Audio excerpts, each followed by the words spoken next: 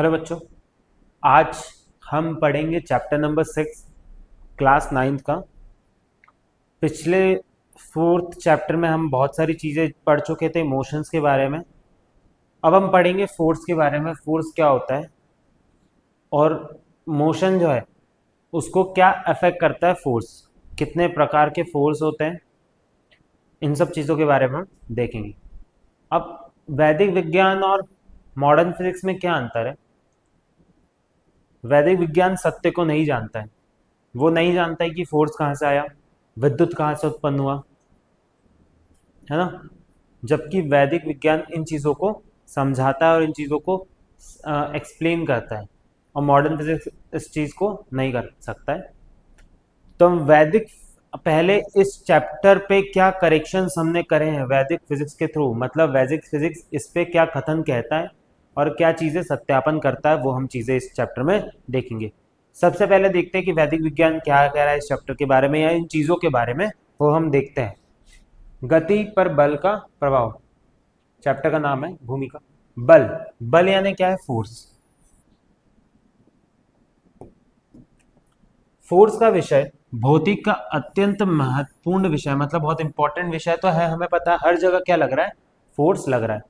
यदि वैदिक दृष्टिकोण से विचार करें तो सृष्टि के निर्माण, संचालन और परिवर्तन में बल की मूल भूमिका है, अतः बल का गहन अध्ययन आवश्यक है। मतलब बल को अच्छे से पढ़ना क्या है, आवश्यक है।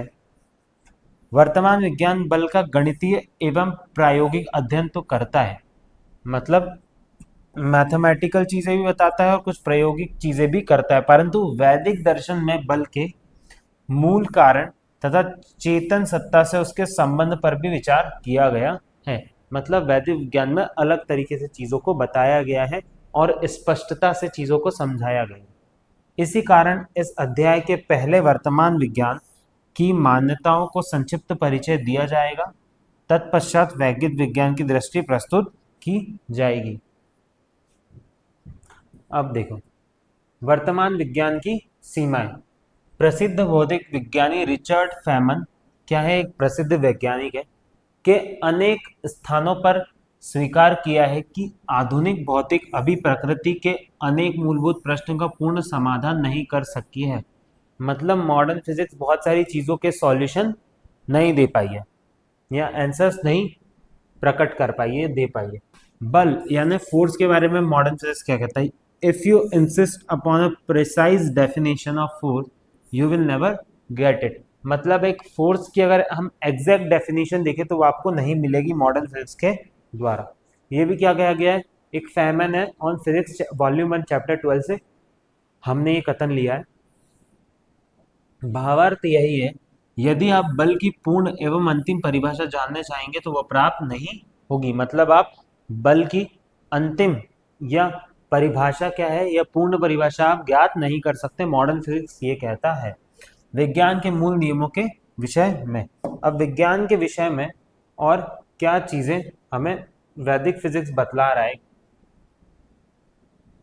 We do not yet know all basic law. There is an expanding frontier in of ignorance. ठीक है, मतलब हमें बहुत सारे लॉज नहीं पता है। विज्ञान अभी तक प्रकृति के सभी मूलभूत नियमों को नहीं जान पाया है। मतलब मॉडर्न फिजिक्स अभी तक सही से जितनी भी प्रकृति के नियम है उनको समझ नहीं पाया है। बस क्या दे रहा है, लॉजिक अपने प्रोवाइड कर रहा है, पर उसके करेक्ट आंसर प्रोवाइड नहीं कर पा रहा है। विद्युत के विषय में मॉडर्न फिजिक्स कहते हैं, we could say that we do not yet know the law of electricity. ना इनको लॉ ऑफ इलेक्ट्रिसिटी पता है, मतलब इलेक्ट्रिसिटी कैसे उत्पन्न हुई है। हम यह कह सकते हैं कि अभी तक हमें विद्युत के नियमों को पूर्ण ज्ञान नहीं है, विद्युत का पूर्ण ज्ञान नहीं है। ऊर्जा के बारे में इन्हें नहीं पता है। If it is important to realise that physics today we have no knowledge of what energy is. मतलब एनर्जी क्या है हमें नहीं पता है। यह समझाना आवश्यक है कि आधुनिक भौतिक आज भी यह नहीं जानता कि ऊर्जा वास्तव में क्या है। मतलब ऊर्जा क्या है ये भी क्या है, मॉडर्न फिजिक्स नहीं जानता एनर्जी क्या है। अब क्लासिकल फिजिक्स पे क्या कहता है, अभी आप जो पढ़ रहे हैं वो पढ़ेंगे आप न्यूटोनियन फिजिक्स। अब न्यूटोनियन फिजिक्स जो न्यूटन ने दी है ना, जो भी आप पढ़ेंगे न्यूटन फिजिक्स पढ़ेंगे। पर जब हायर लेवल पे जाएंगे तो न्यूटन फिजिक्स की जगह आप क्या पढ़ेंगे, क्लासिकल फिजिक्स पढ़ेंगे। क्या पढ़ेंगे, क्लासिकल फिजिक्स। तो अब हम देखते हैं इसके बारे में क्या कहता है। क्लासिकल फिजिक्स पर भौतिक वह भौतिक है जिसका विकास मुख्यतः 20वीं शताब्दी से पूर्व हुआ। यह सामान्य आकार की वस्तु है तथा दैनिक जीवन में दिखाई देने वाली घटनाओं का अध्ययन करती है। मतलब जो चीजें हमें आंखों से दिखाई दे रही है उनके बारे में किसका अध्ययन, किससे अध्ययन किया जाता है, क्लासिकल फिजिक्स से। इसके प्रमुख विभाग है मैकेनिक्स यानी यांत्रिक, थर्मोडायनेमिक्स, इलेक्ट्रोमैग्नेटिज्म, ऑप्टिक्स, एकॉस्टिक, है ना। क्लासिकल फिजिक्स की सीमाएं, अब उसकी सीमाएं क्या है। यद्यपि क्लासिकल फिजिक्स अपने क्षेत्र में अत्यंत सफल है, मतलब बहुत ज्यादा सफल है ये, मतलब इससे बहुत सारे आंसर्स मिलते हैं, फिर भी यह प्रत्येक परिस्थिति का सही वर्णन नहीं कर सकी, मतलब हर एक चीज का एकदम करेक्ट सॉल्यूशन नहीं दे सकी। ये हमें छोटे छोटे कणों के बारे में, इलेक्ट्रॉन, प्रोटॉन या है ना, उनके बारे में क्या है, इनके बारे में हम नहीं जान सकते, किससे, क्लासिकल फिजिक्स से। परमाणु एवं उप परमाणु स्तर, इलेक्ट्रॉन, प्रोटॉन तथा फोटॉन जैसे सूक्ष्म कणों का व्यवहार क्लासिकल फिजिक्स संतोषजनक रूप से नहीं समझा सकी। इसी कारण क्वांटम सिद्धांत का विकास हुआ। किसका विकास हुआ, क्वांटम सिद्धांत या क्वांटम मैकेनिक्स का क्या हुआ। ये चीजें पढ़ने के लिए, जो इलेक्ट्रॉन, प्रोटॉन, न्यूट्रॉन और फोटोन जैसी छोटे पार्टिकल्स पढ़ने के लिए किसका क्या इन्होंने बनाया, सब्जेक्ट डेवलप करा, क्वांटम मैकेनिक्स, जिससे इन चीजों की स्टडी की जाती है। अत्यधिक वेग, जब किसी वस्तु का वेग प्रकाश के वेग की समीप पहुंचता है ना, किसी वस्तु का वेग प्रकाश के वेग के समीप पहुंचता है, तब न्यूटन के नियम पर्याप्त नहीं रहते। क्या है, न्यूटन के नियम वहां फेल हो जाते हैं, मतलब अगर किसी की स्पीड स्पीड ऑफ लाइट की इक्वल है तो उसके नियम फेल हो जाते हैं। ऐसी परिस्थिति में सापेक्षता सिद्धांत का उपयोग किया जाता है। आधुनिक भौतिक, 19वीं ईस्वी में मैक्स प्लांक ने क्वांटम सिद्धांत की प्रतिपादित किया। फिर 1925 से 1927 आधुनिक क्वांटम यांत्रिक विकास हुआ। इसी काल में एल्बर्ट आइंस्टीन के सापेक्ष सिद्धांत के आधुनिक भौतिक का नया स्वरूप प्रदान किया। मतलब किसने दिया, एल्बर्ट आइंस्टीन ने सापेक्षता सिद्धांत वहां पे दिया था। वैदिक विज्ञान की दृष्टि, वैदिक विज्ञान के अनुसार सृष्टि निर्माण में काल को छोड़कर सभी पदार्थों में द्रव्यमान है। क्या है, काल को छोड़ के क्या है, सभी पदार्थ में द्रव्यमान। अब काल क्या है, हमने बताया था कि जो ये आकाश, ये जो प्रकृति है, इसमें छोटे छोटे अणु जब गति करते हैं और सत और रज तम क्या हो जाता है, सत और रज गुण क्या हो जाते हैं, व्यक्त हो जाते हैं, तो क्या फॉर्म होता है, काल की उत्पत्ति होती है। फिर काल से क्या बनता है, महत, अहंकार, मन।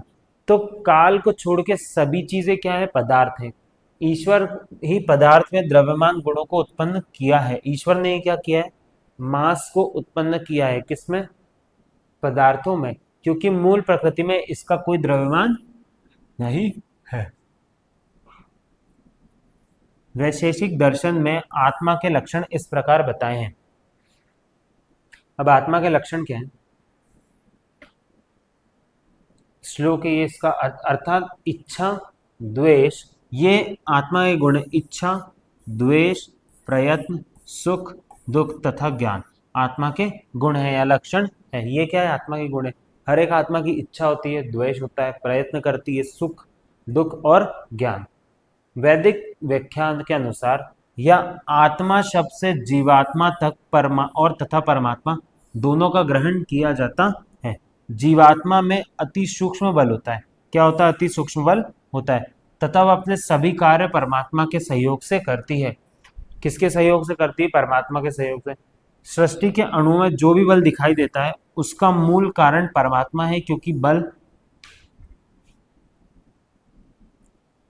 चेतन का गुण माना गया है। मतलब जितना भी बल आपको दिखाई दे रहा है, जितनी भी चीजें जोड़ के रखी है किसी भी चीज को, उसको किसने जोड़ के रखा है, ईश्वर के बल ने जोड़ के रखा है। गैलीलियो गैली ने जड़त्व यानी इनर्शिया का सिद्धांत प्रस्तुत करते हुए कहा कि त्वरण गति में बल की आवश्यकता होती है, स्थिर गति के लिए निरंतर बल की आवश्यकता नहीं होती। मतलब कोई भी ऑब्जेक्ट को गति करने के लिए किसकी आवश्यकता होती है, बल की। और स्थिर गति के लिए निरंतर बल की आवश्यकता नहीं होती है। अब वैदिक विज्ञान की दृष्टि से यह निष्कर्ष स्वीकार्य नहीं माना जाता है। ये क्या है, वैदिक विज्ञान की तरफ से ये क्या है, गलत बताया गया है। इस मत के अनुसार द्रव्यमान युक्त प्रत्येक पदार्थ पर गुरुत्वाकर्षण सहित विभिन्न बल निरंतर कार्य करते हैं। मतलब जितने भी अणु है, छोटे से छोटे अणु, उन पे क्या होता है, बल निरंतर लगते रहते हैं। इसीलिए नियत अर्थात स्थिर गति बनाए रखने में भी बल की आवश्यकता रहती है। मतलब अगर आपको स्थिर गति बनानी है तो भी किसकी आवश्यकता है, बल की आवश्यकता होती है। न्यूटन का प्रथम गति नियम, आइजैक न्यूटन का प्रथम गति नियम क्या है? पहला नियम क्या है? देखो, न्यूटन ने कितने रूल्स दिए थे? 3 रूल्स दिए थे। अब हम देखते हैं कि वो रूल सही है या गलत है, और वैदिक विज्ञान के अनुसार वो रूल्स हमें क्या कहते हैं। यदि कोई वस्तु विराम अवस्था में है तो विराम अवस्था में बनी रहेगी। यदि वह एक समान वेग में गतिशील है तो उसी अवस्था में चलती रहेगी।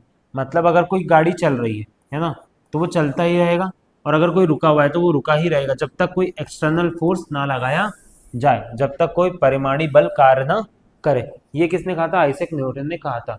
वैदिक विज्ञान की दृष्टि टिप्पणी क्या है? न्यूटन ने तो हमें चीजें क्या बता दी, गलत बता दी। अब हम वैदिक विज्ञान क्या कहता है? इस मत के अनुसार दोनों गतियों और त्वरण वाली गति या एक समान गति के लिए दोनों अवस्थाओं में निरंतर बल की आवश्यकता रहती है। मतलब बल की जो आवश्यकता है वो क्या है, निरंतर है। और ये बल किसका है? ये बल है ईश्वर का। ईश्वर के बल से ही क्या हो रहे हैं, जितने भी पृथ्वी सृष्टि ये सब कार्य करती है बनी हुई है। न्यूटन का द्वितीय नियम, किसी वस्तु के संवेग के परिवर्तन की दर उस पर लगाए परिमापी बल की समानुपात होती है, तथा यह परिवर्तन उसी दिशा में होता है जिस दिशा में बल लगाया जाता है।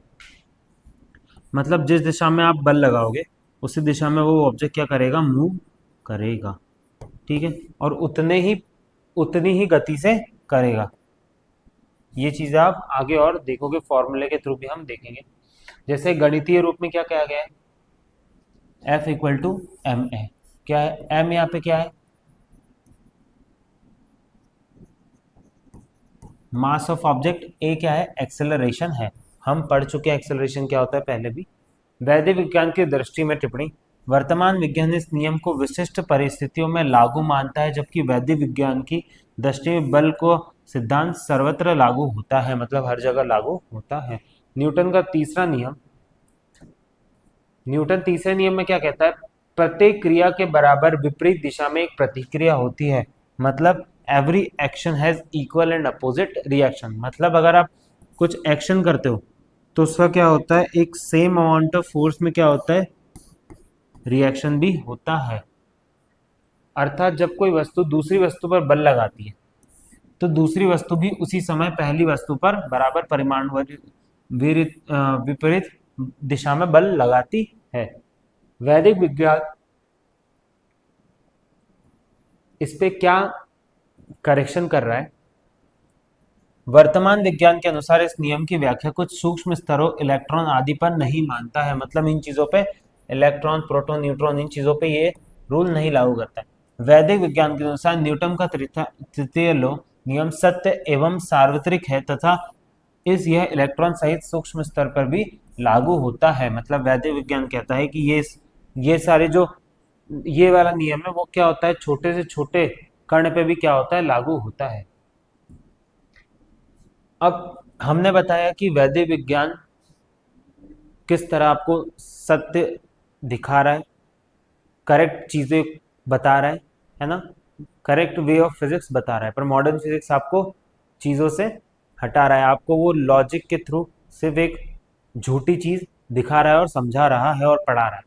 अब हम देखते हैं, ईश्वर में सभी कार्य नियम न्याय पूर्वक होते हैं। मतलब ईश्वर जो भी करता है वो क्या करता है, न्याय पूर्वक होते हैं। जो भी कार्य होते हैं क्या होते हैं, न्याय पूर्वक होते हैं। जैसे यदि दो व्यक्ति समान समय में समान भोजन ग्रहण करेंगे तब उनके समान कर्म होने पर ही समान शरीर को ऊर्जा मिलेगी। यदि उन दोनों में एक व्यक्ति वेद, अब दो लोग खा रहे हैं खाना, समान एक समान खाना खा रहे, एक जैसी एनर्जी मिलेगी, पर वहां पे डिफरेंस कहाँ पे आता है हम वो आगे देखते हैं। यदि दोनों में से एक व्यक्ति वेद अर्थात सत्य का आचरण करता है, वेद यानी क्या है, वेद का आचरण यानी सत्य का आचरण करना, एवं दूसरा व्यक्ति वेद विरुद्ध अर्थात असत्य का आचरण करता है, जो वेद विरुद्ध आदमी है वो क्या है, असत्य का आचरण करता है, तब उनको समान भोजन से समान ऊर्जा नहीं मिलेगी। मतलब उनको सेम अमाउंट ऑफ भोजन से सेम एनर्जी नहीं मिलेगी।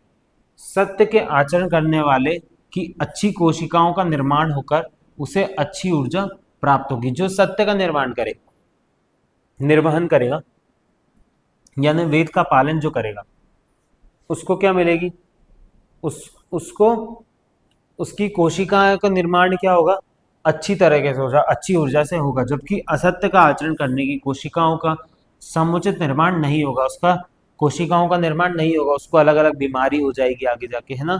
जो सत्य का पालन करेगा, ना वेद का पालन करेगा, उसकी कोशिकाएं स्वस्थ और सही रहेगी, और ना ही उसका समुचित ऊर्जा प्राप्त होगी, मतलब उसको सही ऊर्जा प्राप्त नहीं होगी, वह रोगी होकर अल्पायु में मृत्यु को प्राप्त होगा। मतलब वो क्या हो जाएगा, जल्द से जल्द मर जाएगा या मृत्यु प्राप्त हो जाएगी अगर वो वेद विरुद्ध आचरण करेगा तो। वर्तमान विज्ञान इसको अनिश्चितता का सिद्धांत कह सकता है, परंतु ईश्वर के नियम निश्चित हैं। ईश्वर जो नियम बनाता है वो क्या है, निश्चित नियम है। आप सत्य का पालन करो, वेद का पालन करो, तो आपको क्या मिलेगी, अच्छी कोशिका और स्वस्थ शरीर मिलेगा और अल्पायु मिलेगी। दुर्भाग्य यह है कि वर्तमान विज्ञान ईश्वर की सत्ता को नहीं मानता है। वर्तमान विज्ञान क्या है, मॉडर्न फिजिक्स ईश्वर की सत्ता को नहीं मानता, तब उपरोक्त नियम को वह अनिश्चित कह देता है। मतलब क्या कह देता है, जितने भी नियम है उनको क्या कह देता है, अनिश्चित कह देता है। मतलब सही भी है नहीं भी है, ठीक है, उसको खुद कंफर्म नहीं है, उसको खुद पता नहीं है कि ये नियम सत्य है या नहीं है, उसको किसी चीज का ज्ञान नहीं है, बस वो लॉजिक पर अपनी चीजें क्या कर रहा है, बताते जा रहा है, इन चीजों को वो दिखाया जा रहा है कि क्या चीजें हो रही है, मतलब लॉजिक पे बता रहा है सारी चीजें। तो आइए अब चैप्टर 6 स्टार्ट करते हैं और हमें इसमें क्या क्या सीखने को मिलता है हम देखते हैं। गति पर बलों का प्रभाव, मतलब मोशन पे फोर्स किस तरह डिपेंड करता है। तो आइए 6 चैप्टर स्टार्ट करते हैं जिसका नाम है हाउ फोर्स अफेक्ट मोशन, मतलब फोर्स जो है मोशन को कैसे अफेक्ट करता है। अध्याय 4 में आपकी किसी वस्तु की स्थिति, वेग, त्वरण के आधार पर उसकी गति का वर्णन करना सीखा, परंतु वहां आपने इस बात पर विचार नहीं किया कि गति का कारण क्या है, मतलब वो गति क्यों हो रही है। क्या किसी वस्तु की स्थिति और वेग में परिवर्तन का कोई मूल कारण होता है, मतलब अगर गति में परिवर्तन हो रहा है तो कोई उसका कारण है क्या, इस कारण की प्रकृति क्या है, क्या सभी गतियों के लिए किसी कारण की आवश्यकता होती है। इस अध्याय में हम इस बात की जांच करेंगे कि वस्तुओं की गति में परिवर्तन किन कारणों से होता है। हम न्यूटन की गति के 3 नियमों पर भी चर्चा करेंगे जो हम पहले ही कर चुके हैं और हम बता चुके हैं उसके नियम क्या है, गलत हैं, कुछ नियम क्या है, गलत है, और यह सीखेंगे कि उन्हें किस प्रकार लागू किया जा सकता है। अब बल की अवधारणा, अब हम जानेंगे फोर्स के बारे में, ठीक है। पहली बात तो जितना भी बल है, जो भी बल है वो किसका होता है, ईश्वर का बल होता है। जितना भी बल है वो किसका बल है, ईश्वर का बल है। स्मरण कीजिए आपने पहले सीखा कि बल किसी वस्तु को विराम अवस्था से गति में ला सकता है, मतलब कोई भी विराम अवस्था को गति में कौन ला सकता है, मोशन में एक बल ला सकता है, अगर मैं इस पर फोर्स लगाऊं तो। गतिशील वस्तु की चाल और गति की दिशा को परिवर्तन कर सकता है, और यह तब की किसी वस्तु के आकार में भी परिवर्तन कर सकता है, क्या शेप में भी परिवर्तन कर सकता है। उदाहरण के लिए विराम अवस्था में रखी हुई गेंद को अगर ये लड़की लात मारेगी तो ये क्या होने लगेगा, मूव होने लगेगा। गेंद अगर इसके पास आ रही है और जैसे ही ये लड़का इस गेंद को मारेगा तो क्या हो जाने लगेगी, ये गेंद अलग डायरेक्शन में जाने लगेगी। वैसे ही अगर नींबू को निचोड़ा जाए तो उसका शेप क्या हो जाएगा, चेंज हो जाएगा। तो ये कुछ एग्जाम्पल है किसके, फोर्स के, क्योंकि क्या लगा रहा है यहाँ पे, बल लगाया जा रहा है। पिछली कक्षाओं में बल के विषय में सिखाते समय आपने ध्यान दिया था कि जब भी किसी वस्तु पर लगने वाले किसी भी प्रकार के बल का वर्णन किया जाता है तो उसकी दिशा भी बताई जाती है। मतलब अगर बल का वर्णन किया जाता है तो उसकी दिशा भी है ना, डायरेक्शन भी बताई जाती है। उदाहरण के लिए प्रयोग में ले जाने वाले का वाक्यांश से किसी वस्तु पर उसकी गति की विपरीत दिशा में घर्षण बल का लगना यानी फ्रिक्शन का लगना। जब भी आप किसी ऑब्जेक्ट पे बल लगाते हैं तो एक और बल लगता है, उसे क्या कहते हैं, फ्रिक्शन, जो कहता है किस डायरेक्शन में रहता है, आपके बल के अपोजिट डायरेक्शन में रहता है। चुंबकीय बल के कारण चुंबक में सदृश ध्रुवों में एक दूसरे का प्रतिकर्षण करना है ना, चुंबक का बल। विपरीत ध्रुवों को एक दूसरे का आकर्षित करना। स्थिर विद्युत बल के कारण समान आवेशों का एक दूसरे के प्रति प्रतिकर्षक करना। विपरीत आवेशों का एक दूसरे के प्रति आकर्षक करना, है ना, गुरुत्वाकर्षण बल। ये सारे क्या होते हैं, एग्जाम्पल ऑफ फोर्स है, बल का एग्जाम्पल है। बल एक ऐसी भौतिक राशि जिसके लिए हमें उसके परिमाण यानी मैग्नीट्यूड और मात्रा के साथ साथ उसकी दिशा भी बतानी पड़ती है। ठीक वैसे ही जैसे हमने अध्ययन 4 में किसी वस्तु के संबंध भौतिक राशि जैसे स्थिति, विस्थापन, वेग, त्वरण का परिचय करते समय कहा था। बल की ऐसा यूनिट क्या होती है, न्यूटन होती है। फोर्स इक्वल टू, मान लो कोई मैग्नीट्यूड 5, तो ये न्यूटन, न्यूटन क्या होती है, उसकी यूनिट होती है एफ से दिखाते हैं फोर्स, और ये क्या होता है, मैग्नीट्यूड होता है। मैग्नीट्यूड मतलब कोई भी न्यूमेरिकल वैल्यू। यदि किसी वस्तु पर लगाए गए बल का परिणाम या दिशा अथवा दोनों ही परिवर्तित हो जाते हैं, मतलब दोनों के चेंज, तो उस बल का प्रभाव भी परिवर्तन हो जाता है, मतलब उस बल का प्रभाव भी क्या है, चेंज हो जाता है। बल के परिमाप को मापना। अब बल को कैसे मापते हैं हम बता चुके हैं, बल को कैसे मापा जाता है हम अब देखते हैं। हर एक चीज नापने का क्या होता है, एक डिवाइस होता है। हम किसी के बल का परिमाप कैसे माप सकते हैं, क्या आपको स्मरण है कि पूर्व में आपने वस्तुओं का भार मापने के लिए कमानीदार तुला यानी स्प्रिंग बैलेंस का उपयोग किया था। क्या आपको स्मरण है कि किसी वस्तु का भार वह ग्रेविटेशनल फोर्स बल होता है। हम पहले ही बता चुके हैं वेट के बारे में, जब हमने डिस्कस करा था तो हमने क्या डिस्कस करा था कि वेट वो वैल्यू होती है कि जितने अमाउंट ऑफ फोर्स से ग्रेविटेशनल फोर्स उस पर लगती है, मतलब अर्थ उसे जितने फोर्स से खींचता है वही क्या होता है, उसका वेट होता है। जिसे पृथ्वी उस वस्तु को अपनी ओर खींचती है। कामनीदार तुला का उपयोग न केवल किसी वस्तु का भार मापने के लिए अपितु सामान्य रूप में किसी बल के परिमाण के मापने के लिए भी किया जा सकता है।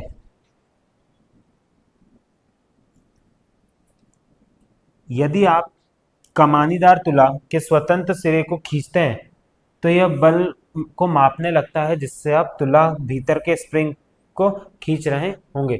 ये क्या होता है, स्प्रिंग बैलेंस होता है। इसको क्या कहा जाता है, इधर से कुछ चीजें लटकाई जाती है, यहाँ पे जैसे ही वैल्यू आती है तो हमें उसका भार पता लगता है, जो भी माप रहे हैं हम उसका क्या पता लगता है, भार पता लगता है।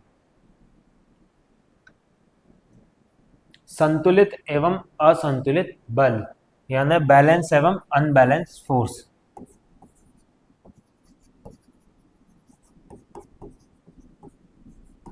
अब दो तरह के फोर्स हम पढ़ेंगे, बैलेंस और अनबैलेंस फोर्स।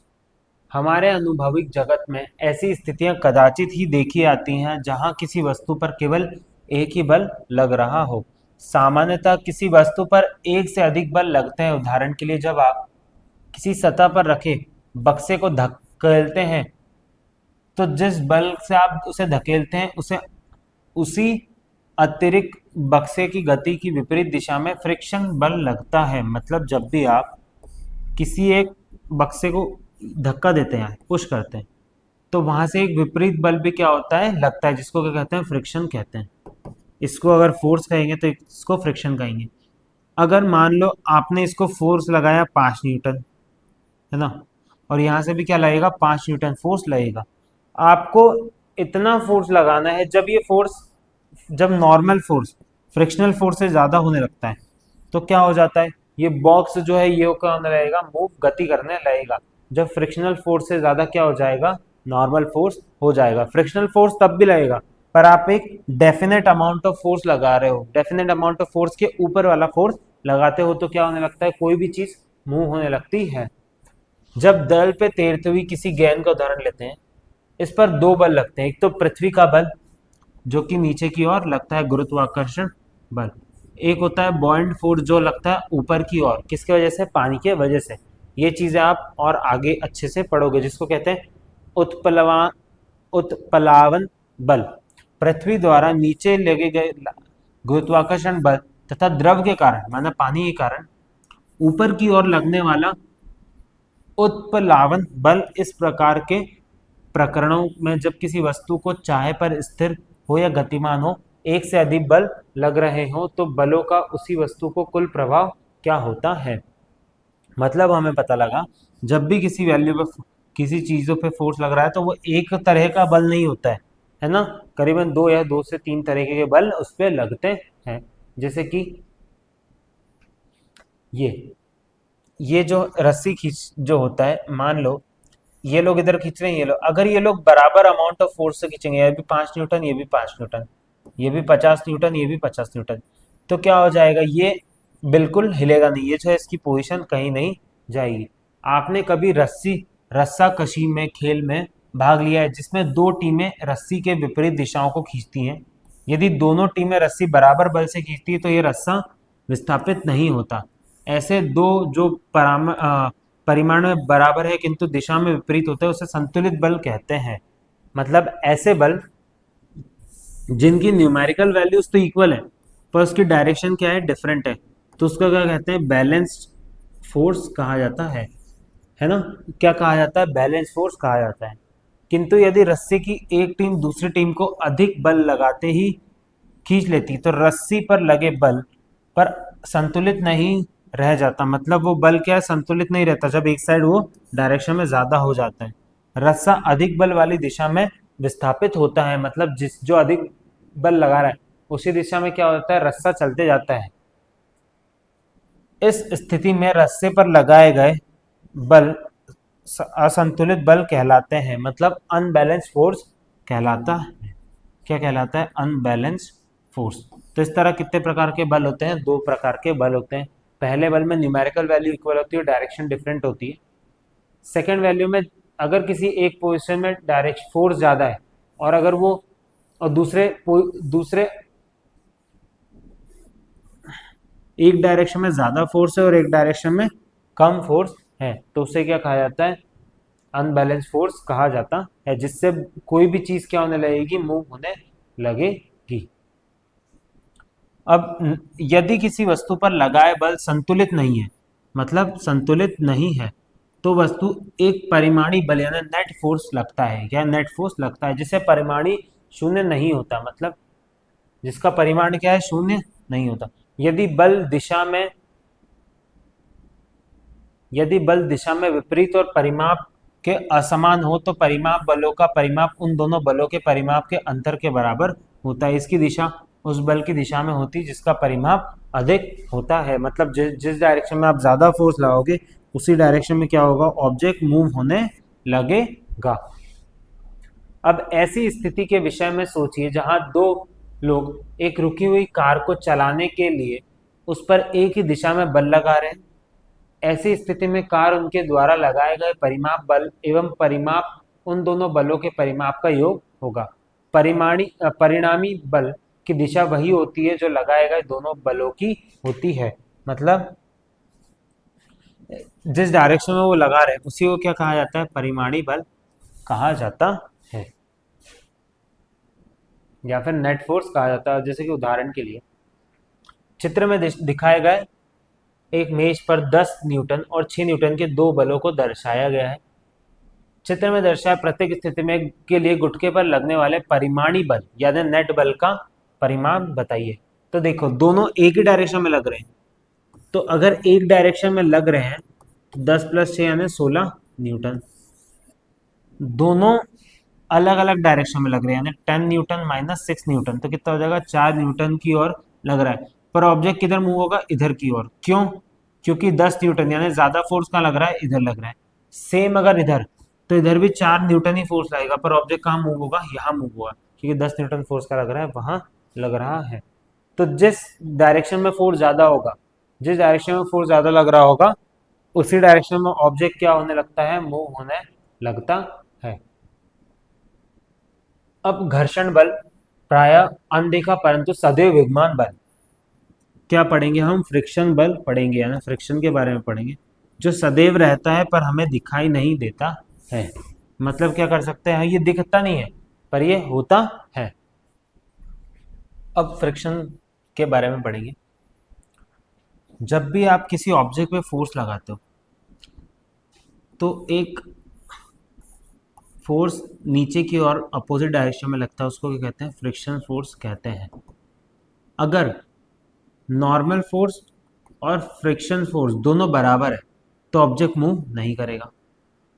अगर फ्रिक्शन फोर्स ज़्यादा है और नॉर्मल फोर्स बराबर है तो भी ऑब्जेक्ट मूव नहीं करेगा। पर अगर फोर्स ज़्यादा है और फ्रिक्शन फोर्स कम है तो ऑब्जेक्ट क्या करने लगता है? मूव करने लगता है। तो हम देखते हैं, इसके बारे में पढ़ते हैं। आपने विद्युत कक्षा में घर्षण बल के विषय में सीखा था। आइए अब इसके विषय में और अधिक जानते हैं। मान लीजिए कोई वस्तु फर्श पर विराम अवस्था में रखी है, मतलब रखी हुई है, और आप उस पर आगे की दिशा की ओर एक बल लगाते हैं, जैसा चित्र में दर्शाया गया है। क्या आपके द्वारा लगाए बल के परिमाण स्वरूप वस्तु विरावस्था होती है? आपने अनेक बार अनुभव किया होगा कि किसी वस्तु पर बल लगाने पर भी वह विस्थापित नहीं होती है, मतलब उसकी डायरेक्शन, मतलब वो मूव नहीं करती है।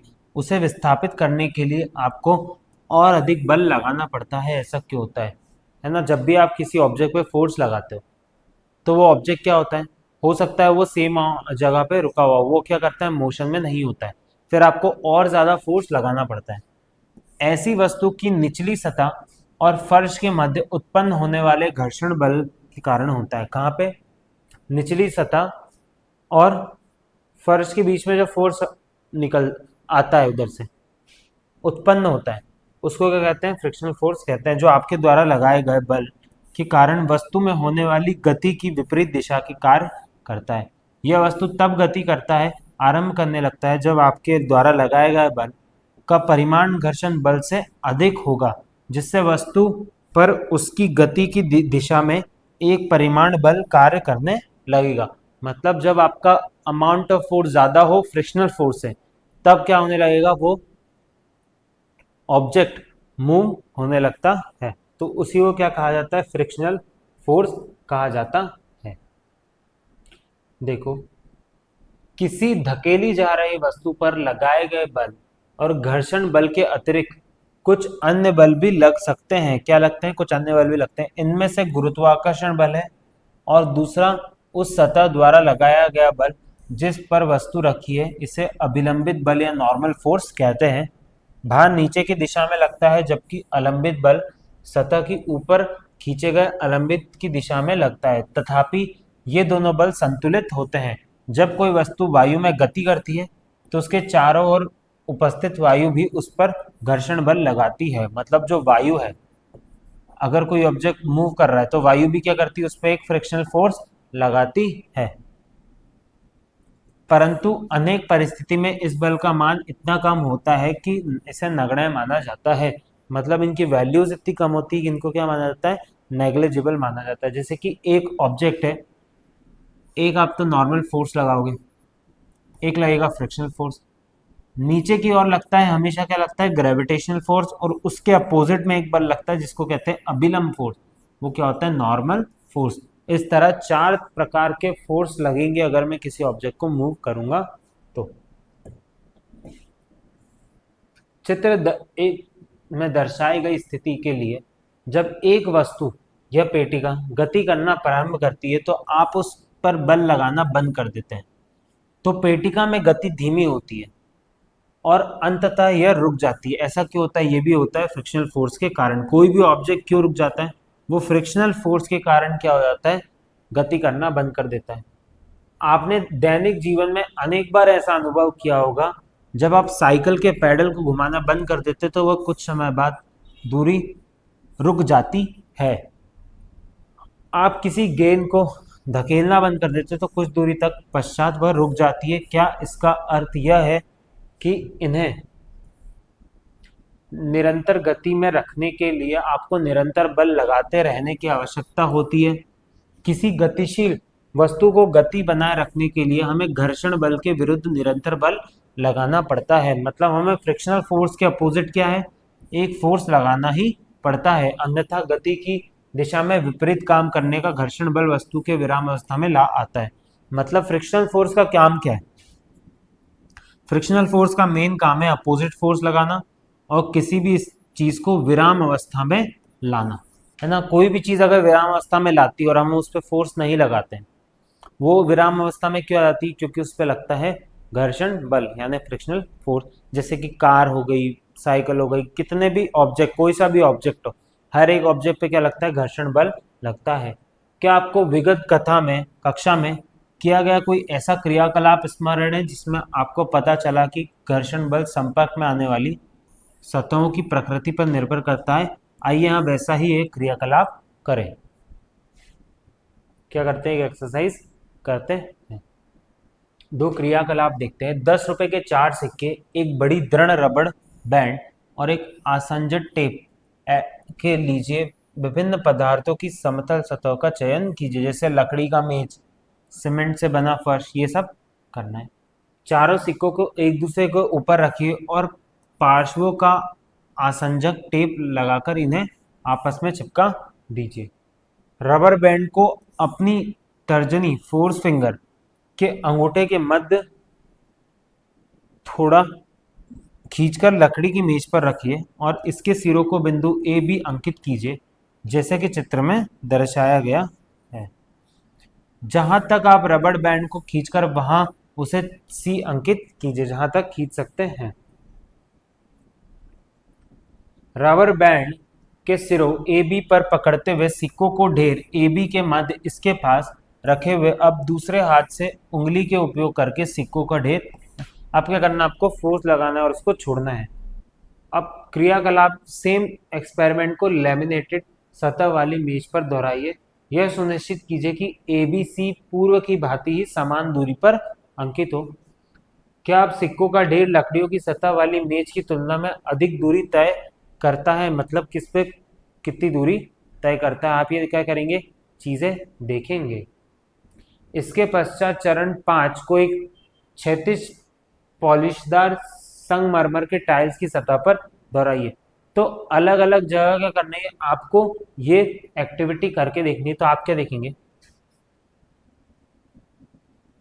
रबर बैंड के कारण बल का लग रहा है, ये बल लग रहा है, घर्षण बल का लग रहा है, यहाँ लग रहा है ना।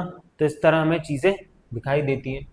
विमुख किए जाने वाले पहले सिक्कों का ढेर स्थिर होता है, अर्थात यह अर्थ है कि उस पर लगने वाला बल संतुलित है। सिक्कों को विमुख करने के आपके द्वारा उनके ऊपर लगाया बल लुप्त हो जाता है और खींचे हुए रबर बैंड द्वारा आगे की दिशा में लगाया बल सिक्कों के ढेर को गतिमान कर देता है, मतलब जो आगे की ओर लगाता है। सिक्कों में गतिमान होने का अर्थ है कि रबर बैंड द्वारा लगाया गया बल घर्षण बल से अधिक होता है और सिक्कों के ढेर पर आगे की दिशा में गए परिमाण बल कार्य करता है। परिमाणी बल के कारण सिक्कों के ढेर का वेग शून्य के से एक निश्चित मान तक बढ़ जाता है, अथवा अर्थात परिमाण बल आगे की दिशा में त्वरण प्रदान करता है, मतलब क्या करता है, गति प्रदान करता है आगे की ओर। तथापि जैसे ही सिक्कों का ढेर एक रबर बैंड के संपर्क में समाप्त हो जाता है तो रबर बैंड के कारण उस पर बल लगना बंद हो जाता है। तब भी घर्षण बल सिक्कों के ढेर को उतनी गति विपरीत दिशा में कार्य करता रहता है। जब बल धीरे धीरे उसके वेग को कम करता है तो अंत में विराम अवस्था में ले आता है। अब विराम अवस्था में क्यों लाता है, जब भी सिक्का मूव हो रहा है तो उस पर क्या लगाया आपने, फोर्स लगाया, पर क्या हुआ, जो ये सरफेस है वो क्या लगाएगी, एक फ्रिक्शनल फोर्स लगाएगी, अपोजिट फोर्स लगाएगी इस सिक्के के अपोजिट, जिससे क्या होगा, कुछ देर बाद ये सिक्का क्या आ जाएगा, विराम अवस्था में रुक जाएगा। यद्यपि रबर बैंड को प्रत्येक प्रकरण के समान रूप से तांतिन स्ट्रेच किया जाता है, तब भी अलग अलग सतह पर सिक्कों के ढेर द्वारा चली गई दूरी मान भिन्न भिन्न होता है। यह इंगित करता है कि सतहों पर घर्षण बल मान भिन्न भिन्न होता है, मतलब सरफेस के अकॉर्डिंग फ्रिक्शनल फोर्स क्या होता है, चेंज होता है। जितनी पॉलिश सरफेस होगी, जितनी पॉलिश सरफेस होगी, चिकनी सरफेस होगी, उस पर क्या होगा, जो भी ऑब्जेक्ट है वो दूर तक गति कर पाएगा, यानी फ्रिक्शनल फोर्स कम लगेगा। पर अगर दरदरी सरफेस होगी तो उस पर फ्रिक्शनल फोर्स कम लगेगा। है ना, मतलब सॉरी, फ्रिक्शनल फोर्स क्या होगा, ज्यादा लगेगा, जिससे वो जल्दी उसको रोक देगा। अब एक और एक्सरसाइज है, एक कमानीदार तुला और एक लकड़ी का गुटका लीजिए। कमानीदार तुला को क्रियाकलाप उपयोग की गई सतह में एक पर क्षैतिज स्थिति रखिए और जांचिए कि इसके पैमाना पाटे शून्य है। लकड़ी के गुटके को हुक जोड़िए जैसा कि चित्र में दर्शाया गया है। बल बढ़ाते हुए कमानीदार तुला को धीरे धीरे खींचिए।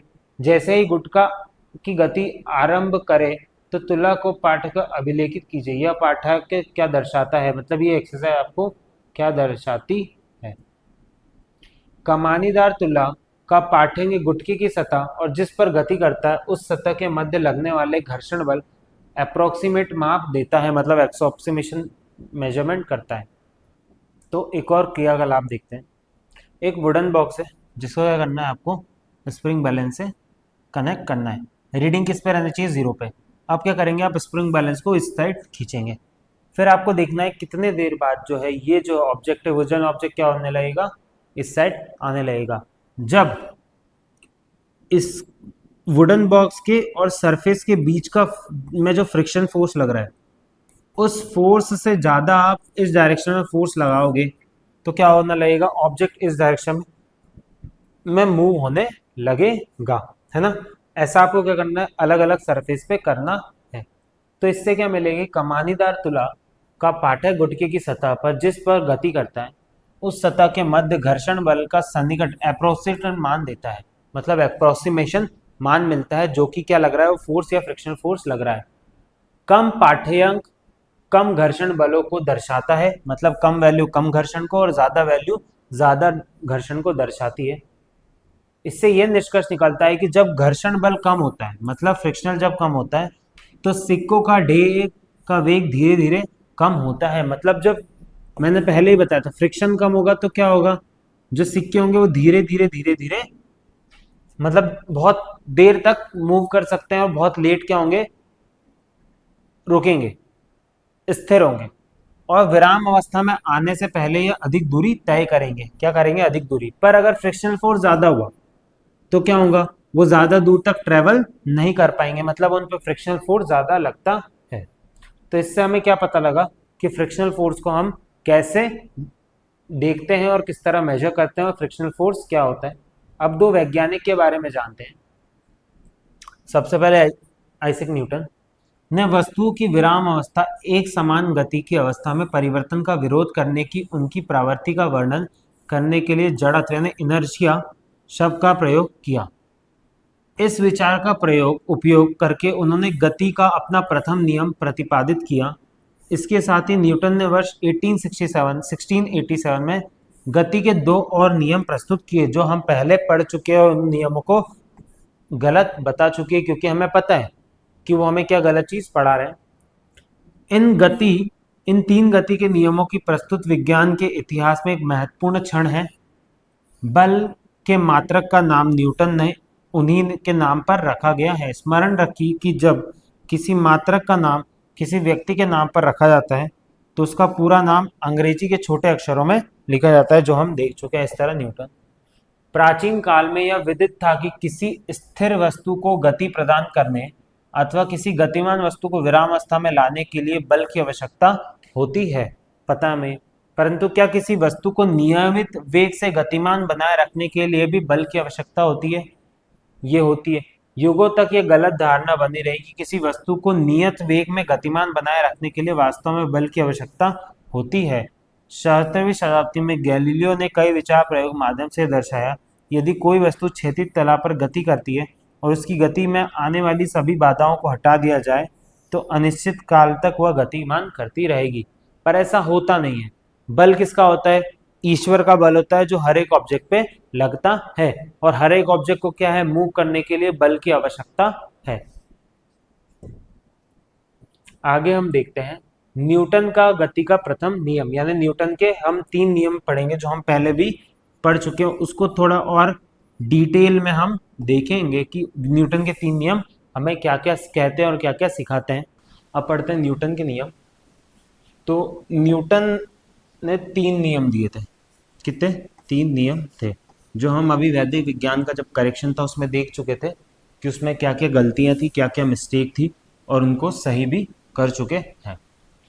न्यूटन के गति के प्रथम नियम का कथन इस प्रकार है, कोई वस्तु विराम अवस्था में है तो वह विराम अवस्था में ही रहेगी। यदि गति की अवस्था में है तो नियमित गति ही करती रहेगी जब तक उस पर कोई परिणामी बल कार्य न करे। पर हमने वैदिक विज्ञान से क्या पढ़ा कि ऐसा नहीं होता है। जो भी ऑब्जेक्ट है वो गति कर रहा है, अगर निरंतर गति कर रहा है तो उस पर कुछ ना कुछ तो फोर्स अप्लाई हो रहा होगा। बिना फोर्स के वो गति कैसे कर सकता है? और वो बल किसका है? ईश्वरीय बल है, ईश्वर का बल है।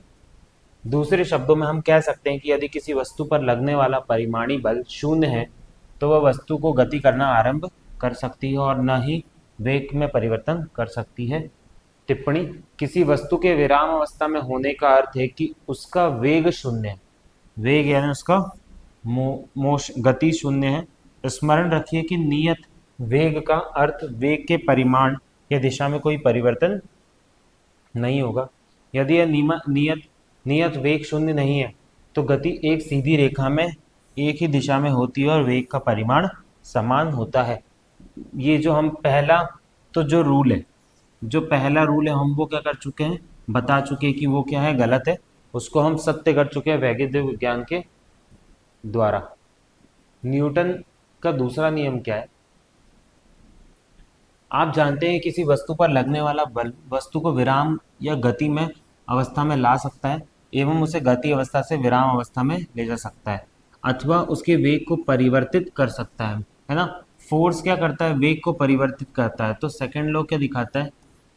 अगर हम फोर्स लगाएंगे तो कोई भी बॉडी क्या लगने लगेगी, मोशन में आने लगेगी, एक्सेलरेशन आने लगेगा उसमें, है ना। परिवर्तन या अर्थ की वस्तु त्वरित यानी अर्थ एक्सेलरेशन हो रही है, इस प्रकार बल त्वरण उत्पन्न करता है। मतलब बल क्या करता है? एक्सेलरेशन उत्पन्न करता है। किसी वस्तु पर लगने वाला परिमाणी बल और उसके त्वरण के मध्य संबंध होता है। अब क्या संबंध होता है वो हम देखते हैं और जानते हैं। एक क्रियाकलाप करते हैं। क्या क्रियाकलाप कर रहा है? चार बैरिंग वाले पहिए, चार बैरिंग वाले ये पहिए हैं, एक पेंसिल है ना। ये इस तरह क्या गई है, एक गाड़ी बनाई गई है, कागज का एक ग्लास है जो एक रस्सी से बंधा हुआ है। अब क्या करोगे आप? यहाँ पे आपने बांध के रखा और इधर से क्या रखा है, इसको इस तरह लगा के रखा है। अब इसके बाद क में दर्शाया गया है कि यदि पहिए के ढीले तो पहियों को कसकर फिट करने के लिए पेंसिल के सिरों का असंजक टेप लगाइए। डिब्बे के समान वाले पाश माध्यम का एक धागा बांधिए जिसके द्वारा आप गाड़ी को खींच सकते हैं। क्या करा गया? धागे से गाड़ी को कनेक्ट करा गया जिससे वो खींचा जा सकती है। कागज का ग्लास भी लगाया गया है। मेज के एक सिरे के निकट कोई सरल रेखा खींचिए और गाड़ी को आरंभिक बिंदु होगी। मेज के दूसरे लगभग एक छोटे पाइप एक धागा डालिए और इसे ये हमें क्या करना है, ये एक्सपेरिमेंट बनाना है। गाड़ी को विलंबित दृश्य गति स्लो मोशन वीडियो रिकॉर्ड करना आरंभ कीजिए। अब क्या करेंगे? जैसे ही आप उसमें मान लो कंकड़ डालेंगे धीरे धीरे तो गाड़ी क्या करने लगेगी, मूव करने लगेगी। गाड़ी को आरंभिक बिंदु से छोड़िए, मेज के दूसरे सिरे पर लगे पाइप पर पहुंचने तक इसकी गति का वीडियो बनाइए। इसकी गति का वीडियो बनाना है। आइए मापे गए समय और उन दोनों का, जैसे कि मान लो विलंबित दृश्य गति वीडियो देखकर गाड़ी छोड़े और मेज के अंत पहुंचने समय को अभिलेखित कीजिए और इस समय को T1 नाम दीजिए। T1 नाम दिया है ना। अब वस्तु को सहित गिलास का द्रव्यमान 2 गुना कीजिए। मतलब क्या करना है? 2 गुना वेट उसमें बढ़ाना है। चरण 5 और चरण 6 को दोहराइए और समय अंतराल T2 अभिलेखित कीजिए। अंदर 2 निकालना और 2 इक्वेशन बनानी है। एक इक्वेशन ये है और एक इक्वेशन ये है। यहाँ कहाँ से? इक्वेशन ऑफ मोशन से। ये हमने 2 इक्वेशन बना दी, दोनों को क्या रख दिया हमने? इक्वल रख दिया। जैसे ही हम दोनों को इक्वल रख देंगे तो T2 और T1 के मानों को प्रतिस्थापित करने पाते हैं कि जब आप गाड़ी का द्रव्यमान समान रखते हुए बल बढ़ाते हैं तो त्वरण बढ़ जाता है। मतलब द्रव्यमान जो उसका मास है समान रखते हुए बल बढ़ाते हैं, मतलब क्या कर रहे हैं आप? फोर्स को क्या कर रहे हैं? इंक्रीज कर रहे हैं। तो एक्सेलरेशन क्या हो रहा है? इंक्रीज हो रहा है। इस एक्सपेरिमेंट से हमने सीखा कि फोर्स बढ़ाते ही क्या करेंगे, आप गति ऑब्जेक्ट में होने लगती है। तो फोर्स को किस तरह रिप्रेजेंट करते हैं? Force equal to mass into acceleration. M यहाँ पे क्या है? मास है और ए क्या है? यहाँ पे एक्सेलरेशन है। और ऐसा यूनिट क्या होती है इसकी? न्यूटन होती है, क्योंकि हमें पता है फोर्स की यूनिट क्या है? न्यूटन है। आप जानते हैं कि गुरुत्वाकर्षण बल के प्रभाव में कोई वस्तु पृथ्वी की ओर गिरती है।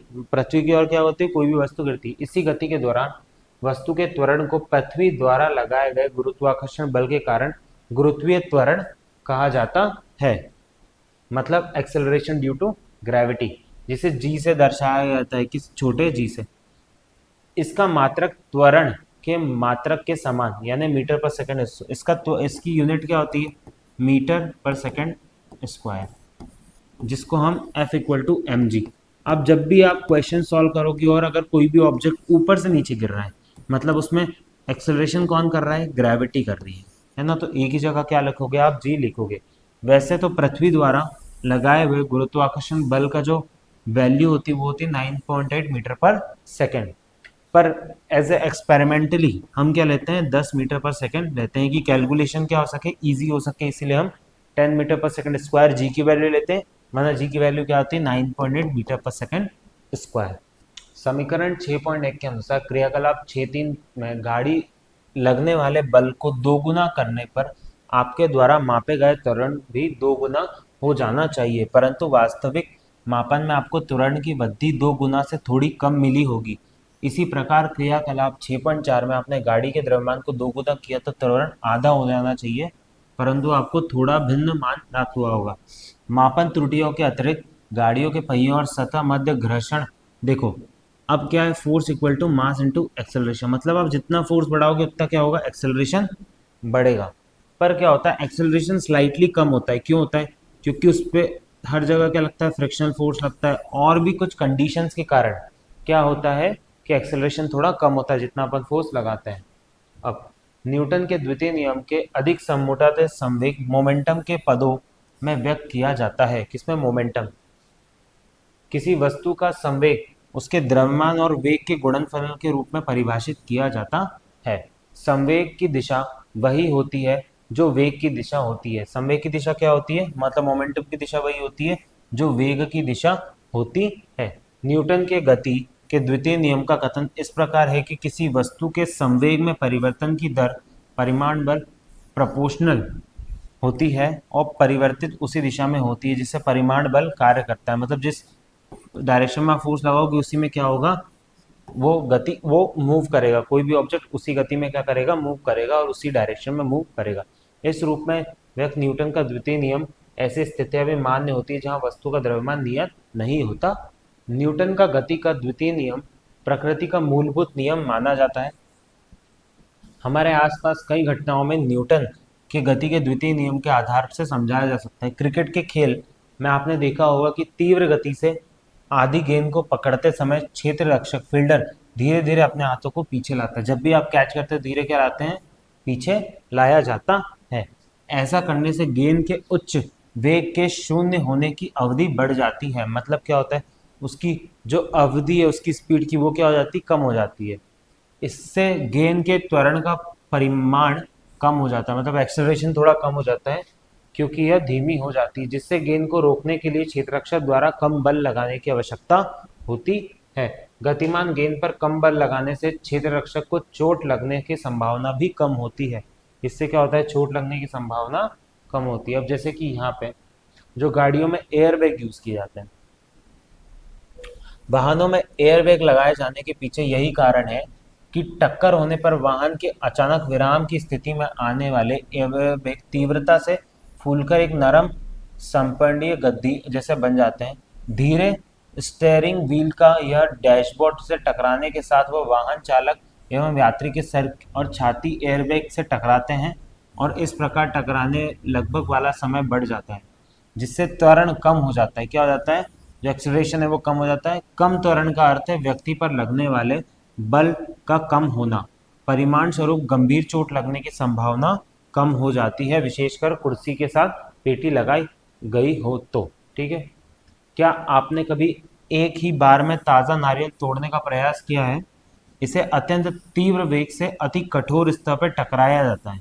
सतह से टकराते ही नारियल बहुत कम समय में रुक जाता है। इसके वेग में इतनी शीघ्रता से परिवर्तन होता है, मतलब इसके जो वेग है उसमें इतना शीघ्रता से परिवर्तन होता है कि लिए धरती इस पर बहुत अधिक बल लगाना पड़ता है। यह अधिक बल नारियल को तोड़ देता है। मतलब जितना ज़्यादा फोर्स लगाओगे उतनी उतना जितना ज़्यादा फोर्स लगाओगे उससे क्या होगा, वो टूट जाएगा। क्योंकि देखो यहाँ पे हार्ड सरफेस है, तो ये डायरेक्ट इसके कांटेक्ट में आ रहा है, तो इतने अमाउंट अपने फोर्स लगाइए जिससे क्या हुआ, ये टूट गया। वैसे ही बॉल में, बॉल भी जैसे बॉल का एग्जांपल है, जब हम हाथों को पीछे लाते हैं तो क्या करते हैं, हम उसका एक्सेलरेशन क्या करते हैं, धीरे धीरे डिक्रीज करते हैं। यहाँ पे एक्सेलरेशन डिक्रीज नहीं हो रहा है, इसलिए क्या हो रहा है, यहाँ पे ये नारियल जमीन से टकरा के क्या हो जाता है, फूट जाता है। अब मान लो एक क्वेश्चन करे, जैसे कि कोई भोक्ता का 10 केजी द्रव्यमान वाली भोरोत्तोलन दंड को पकड़े हुए दोनों को क्रमश 10 केजी द्रव्यमान की शक्तियां स्थिर है। इस नियत स्तर पर लिखना बल लगा रही है। अब देखो यहाँ पे शक्तियां सहित भरोक्ता दंड का कुल द्रव्यमान है 30 केजी है, और पृथ्वी के कारण कितना वेट लगता है, 9.8, तो दोनों का मल्टीप्लाई करेंगे तो 294 न्यूटन क्या लगेगा, फोर्स होगा। तो इस तरह हम एग्जाम्पल सॉल्व कर सकते हैं, और ऐसे एग्जाम्पल हम आगे की क्लासेस में भी क्या करेंगे, सॉल्व करेंगे। हम एक्सेलरेशन की वैल्यू निकाल सकते हैं, एक्सेलरेशन से क्या कर सकते हैं, किसी भी इक्वेशन को सॉल्व कर सकते हैं। मान लो यही क्वेश्चन है, कोई विद्यार्थी क्षैतिज सतह पर विराम अवस्था में खड़ा है, 25 केजी का एक गुटके को धकेलने का प्रयास कर रहा है। क्षैतिज गुटके को गति का विरोध करने वाला अधिकतम घर्षण बल है 50 न्यूटन है। यदि यह विद्यार्थी तो 50 न्यूटन और 55 न्यूटन के नियत बल आगे दिशा धकेलती है, तो 2 सेकंड में गुटके की क्या होगी, तो हम देखेंगे, है ना। अब देखो गुटके पर लगने वाला परिमाणी बल, तो बल कितना होगा, 5 न्यूटन, 50 - 5, 50 - 55 - 50 इक्वल टू 5। अब एक्सेलरेशन हमें पता है, अब हमें पता है कि फोर्स क्या होता है, मास इंटू एक्सेलरेशन। मुझे एक्सेलरेशन निकालना है, तो मैं ये कर दूंगा फोर्स अपॉन मास। फोर्स कितना लग रहा है, 5, मास कितना है 25, मतलब 1/5, यानी 0.2 मीटर पर सेकंड क्या हो जाएगा, एक्सेलरेशन हो जाएगा।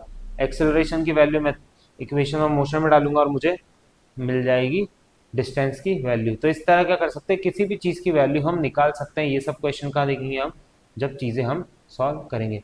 न्यूटन का गति का तृतीय नियम, तृतीय नियम हमने जो बताया था क्या था, every action is equal and opposite reaction. ठीक है, ये हमने ये समझा कि किसी वस्तु पर कोई परिमाणी बल लगा तो वह वस्तु कैसे व्यवहार करती, परंतु वस्तु पर बल लगता कैसे है। आपको स्मरण होगा कि हमने सीखा कि बल लगने के लिए कम से कम दो वस्तुओं का परस्पर क्रिया करना आवश्यक है, मतलब एक दूसरे पर क्रिया करना आवश्यक है। क्या जैसे कि मैं अगर इस बॉक्स को धकेल रहा हूँ, है ना, तो तभी ये क्या होगा, आगे बढ़ेगा। कि जब आप पैर से गेंद को धक्का देते हैं तो आपके द्वारा गेंद और अपने पैरों पर लगाए गए बल की अनुभूति होती है।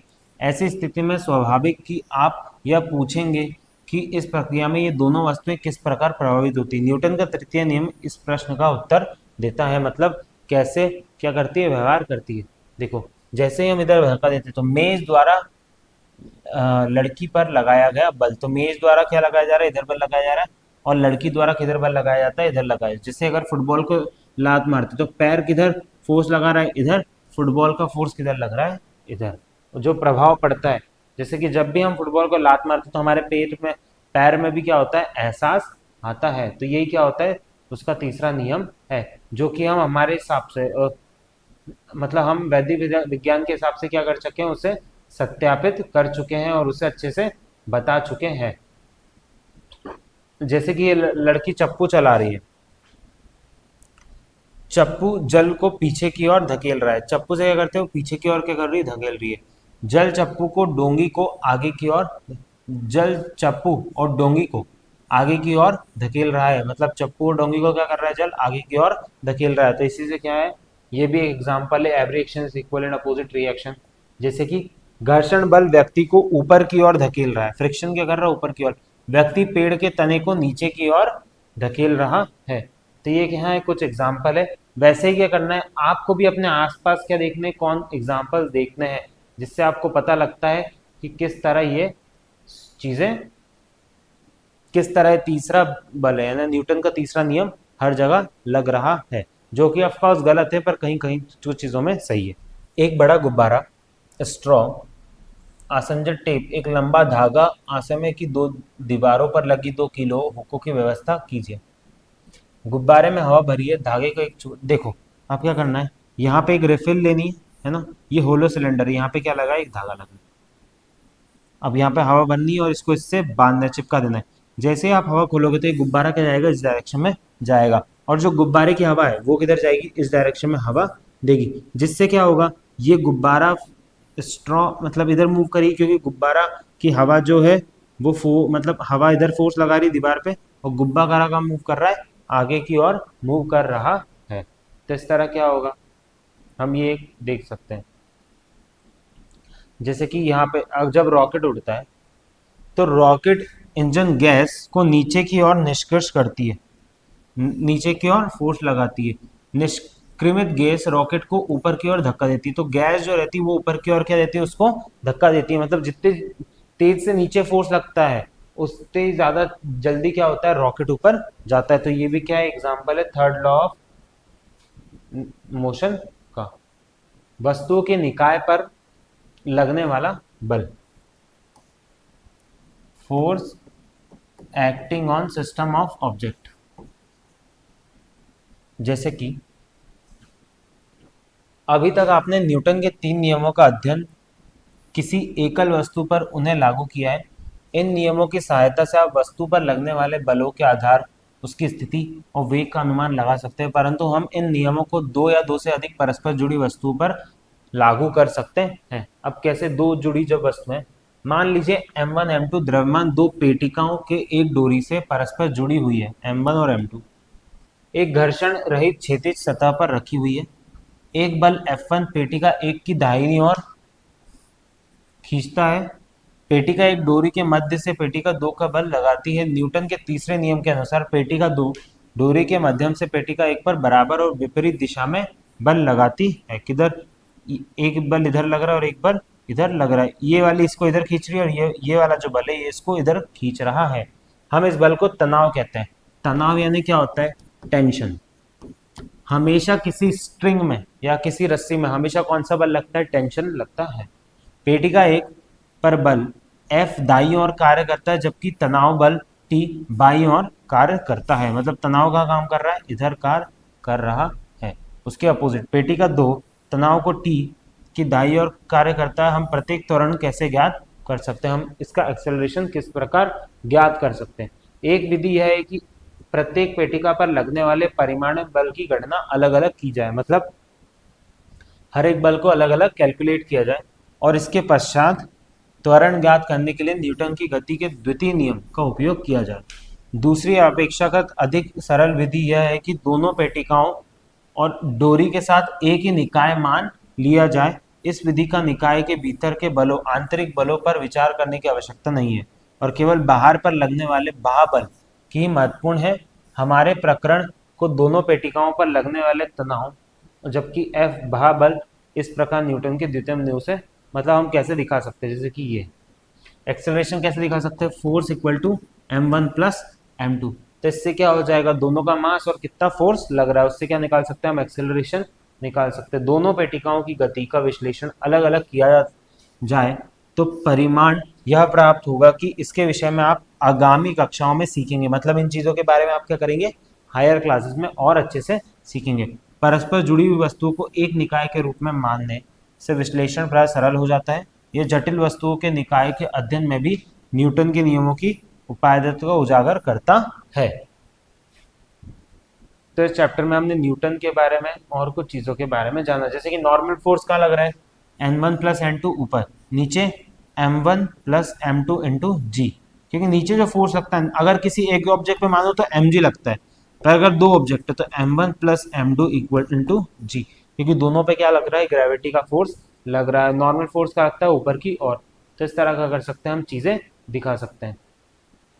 इस चैप्टर में हमने क्या पढ़ा, घर्षण बल किसी वस्तु की गति की दिशा को विपरीत दिशा में कार्य करता है, मतलब जो फ्रिक्शनल फोर्स है, जिस डायरेक्शन में फोर्स लगाओगे उसके अपोजिट डायरेक्शन में फ्रिक्शन फोर्स काम करता है। न्यूटन का गति का प्रथम नियम जो हम बता चुके थे वैदिक विज्ञान से, और इन्होंने जो दे के रखा है वो गलत है ना। न्यूटन का द्वितीय नियम, चलो ठीक है, जितना ज़्यादा फोर्स लाओगे उतना ज़्यादा क्या होगा, एक्सेलरेशन इंक्रीज होगा। न्यूटन जब किसी वस्तु पर कोई परिमाणी बल कार्य करता है तो वस्तु परिमाणी बल की दिशा की ओर त्वरित करती है, मतलब उसी डायरेक्शन में एक्सेलरेशन होता है। त्वरण का परिमाणी परिमाणी बल के परिमाण के समानुसार अनुपात होता है और वस्तु के द्रव्यमान के व्यक्तुक्रोणापाती होता है। न्यूटन का तीसरा नियम भी क्या लगभग गलत था, जिससे हम कुछ एग्जाम्पल भी देख चुके हैं। पर जितना भी बल है, मेन बात जितना भी बल है वो किसका बल है, ईश्वरीय बल होता है।